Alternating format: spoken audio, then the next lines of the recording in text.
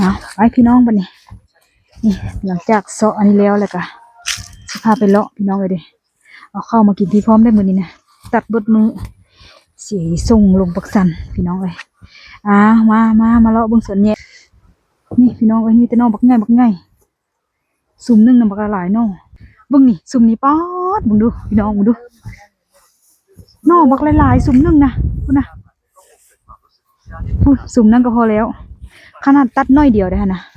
ยังบักหลายมื้อนี้สิตัดเอาซาเล้งนึงแล้วก็ย่าเวลาสิตัดน้องเขาสิ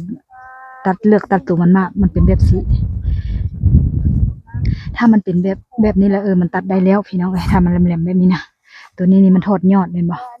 ยอดมันทังนี่ถ้ามันบ่ทันเป็นตัดมันก็สิบ่มียอดหยังขึ้นนี่แบบนี้เห็นบ่มันสิบ่มียอดนี่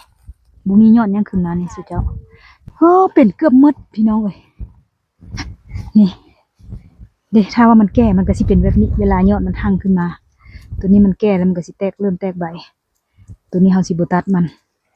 คือแบบนี้บ่เป็นตัดนี่สุดเจ้านี่เห็นบ่บ่มียอดเลยนี่บ่มียอดแบบนี้สิบ่ทันได้ตัดคือตัวนั้นเห็นบ่ตัวนี้ตัวนี้นี่ตัวนี้มียอดเป็นตัดตัวนั้นแต่ว่าตัวนี้เด้เห็นบ่อยู่ซุ่มเดียวกันอยู่กกเดียวกันตัวนี้สิบ่มียอด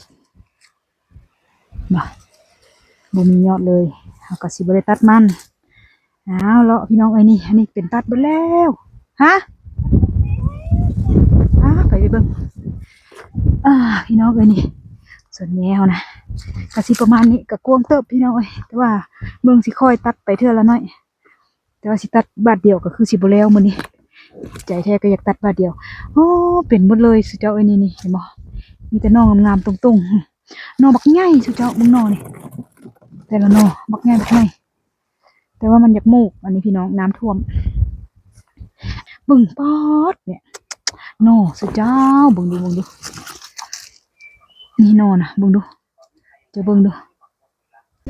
คันเฮาป้าโดนมันยันมันโน่มันแก่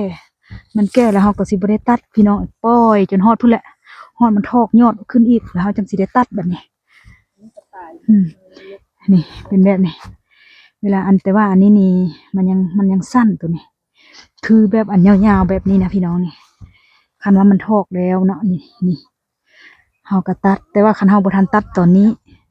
ถ้าว่ามันแก่เฮาก็สิได้ปล่อยให้มันขึ้นยอดใหม่อีกแล้วจังสิตัดมีแต่ว่ายาวก็อย่ามันโอ้หลายพี่น้อง